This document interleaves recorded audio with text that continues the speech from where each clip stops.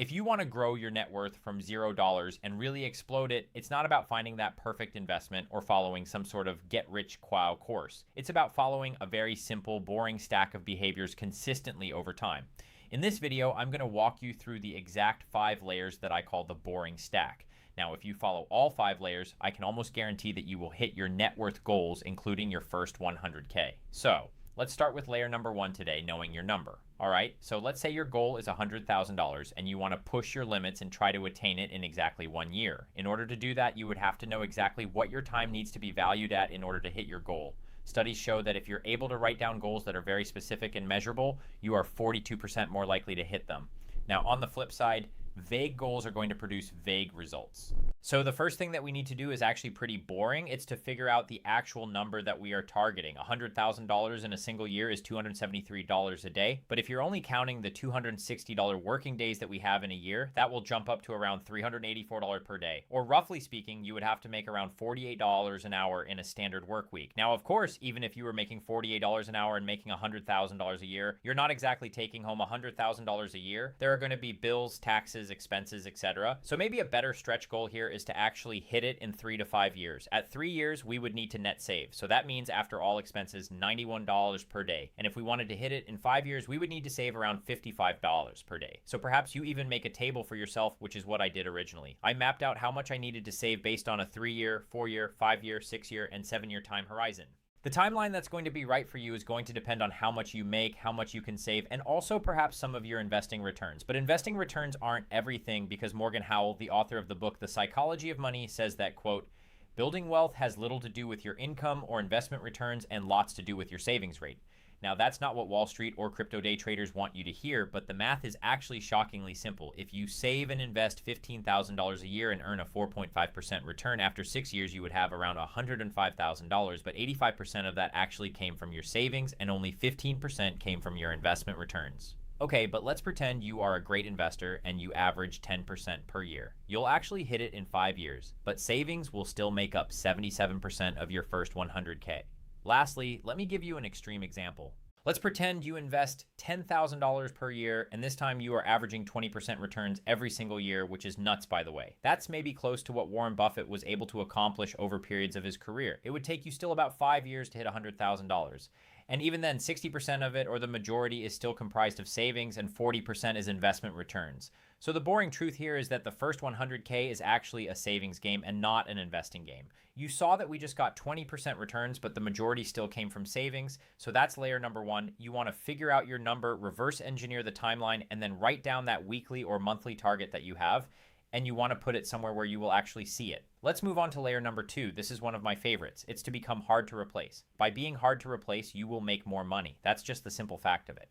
So if you wanted to make $273 a day, you need a skill or a certain set of skills in order to command that type of pay. In this world of AI that we live in, it's increasingly becoming really hard to stand out because AI can do a lot of what humans can do already and sometimes even better. But let me give you a practical example that can show you the difference in value that a skill can give you. Let's pretend for a moment that you are the country's top brain surgeon in America. So you have a specialized skill right there. Of course, there are tons of general practitioners. Those people make great money. There are lots of doctors and physicians and nurses, but the one person making way more than all of those other medical professionals is the top brain surgeon in the country. You might be able to swap your physician for another physician and get pretty comparable results.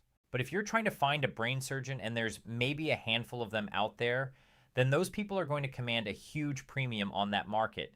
Now, you don't have to be a brain surgeon. I'm not saying you have to do that in order to get that $100,000 in net worth and beyond, but you definitely want to have a skill that isn't easily replaceable by AI or another person because therefore you will make more money. Trade skills, for example, can't be replaced by AI that easily. So if you're an electrician, an HVAC guy, or a plumber, you cannot outsource this to a robot just yet. And these skills are highly defensible against AI. Another skill I believe is defensible against AI is something like excellent communications writing. In our current world where everyone is using ChatGPT to write their internal or external communications, I believe that all the communications are starting to sound kind of the same. First off, you're not crazy, you're human. So, because ChatGPT often uses repetitive phrasing and it sounds a little bit robotic, the thing that will stand out is a real human connection or perspective when it comes to writing. I believe that individuality will become very scarce and therefore valuable because it will stand out in a sea where everything sounds the same. So, try to think of all the skills that you're interested in and ask yourself, can that skill be replaced by a robot? If the answer is no, then also ask yourself, can it be replaced by a human?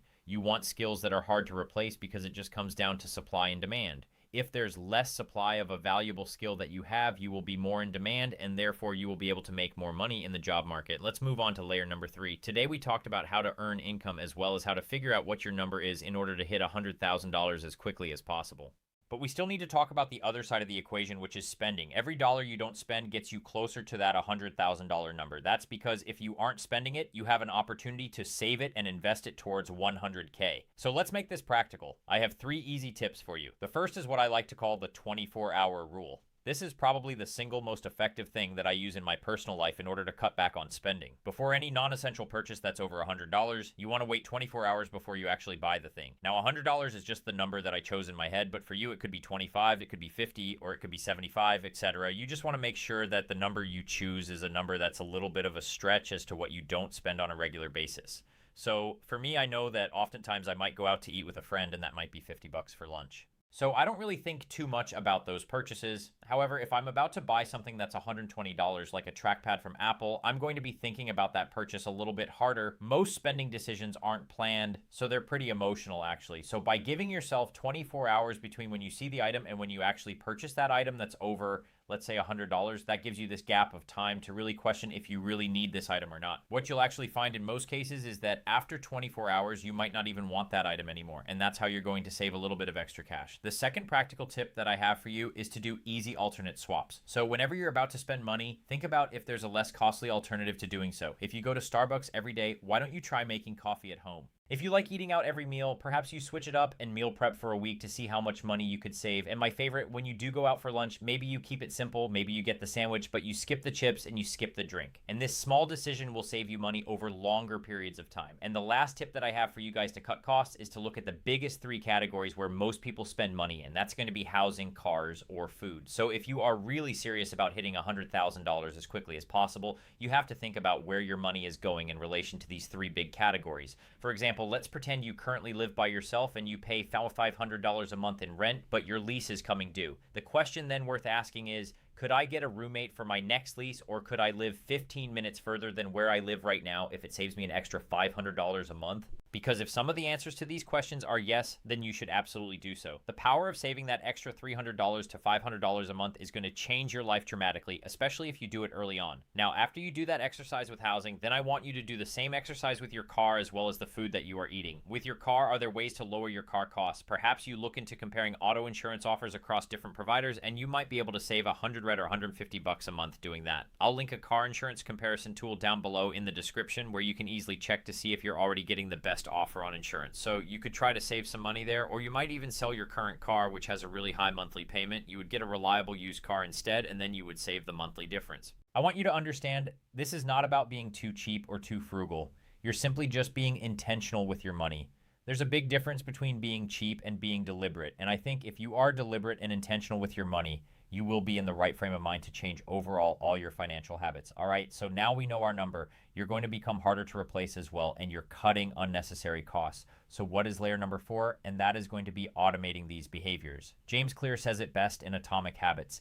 He said that in order to form a good habit, we shouldn't aim to rely on motivation. We want to design our environment so that the right behavior just happens automatically and happens naturally. In fact, research has shown that those who pay themselves first, also known as automatic savers, they will usually hit or exceed their savings target more often than manual savers. So those that don't automate their savings. And from a psychological standpoint, this makes a lot of sense. If and when you get paid, you have a small percentage of that paycheck going automatically towards your savings goals. You're not going to be tempted to spend that money. And that's the right environment to encourage the right behavior. As humans, we face so many financial decisions every single day.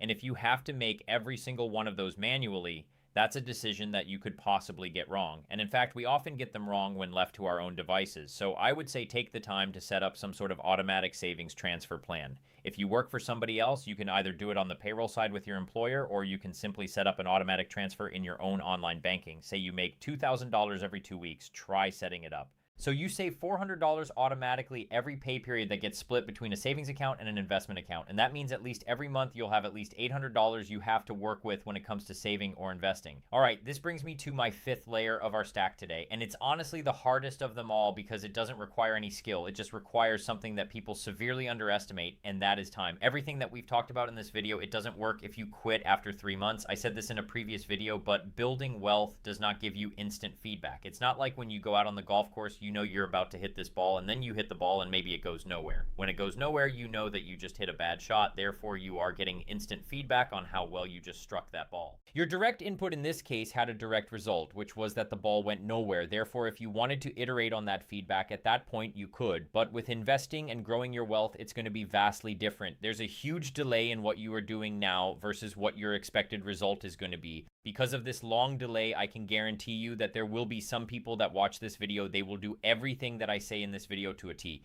They will not see the results in the next 3 months. And guess what? They will abandon their entire plan. You can do everything right in the next 3 months, 6 months, even a year, and you will assume it's not working because your net worth is not moving or you're not seeing those results. If you are starting from zero, I think that your expectation should be that you're going to hit $100,000 in roughly 4 to 7 years. Am I saying that it's impossible to hit it within 1 year? No. I know some people that have done that, but they've also been able to increase their income at an incredible pace because of some business or side hustle that they started and it just took off. But here's what I want you to think about. 4 to 7 years is going to happen no matter what you do. That time is going to pass. The only question is whether you're going to be at $100,000 in net worth or more, or when it does, or you're still at zero or close to zero, wondering what happened. So I didn't say it was exciting. I said it was boring. The boring path does work. It just requires a lot of time and it requires discipline. Do it for longer than it feels reasonable, and I promise you that if you trust the process, the results will come. If you enjoyed this, check out my next video right here, which is talking about every financial trap you're going to face as your net worth grows. You definitely want to keep those in mind as you grow yours. I'll see you guys in that video or a future one on the channel. All right?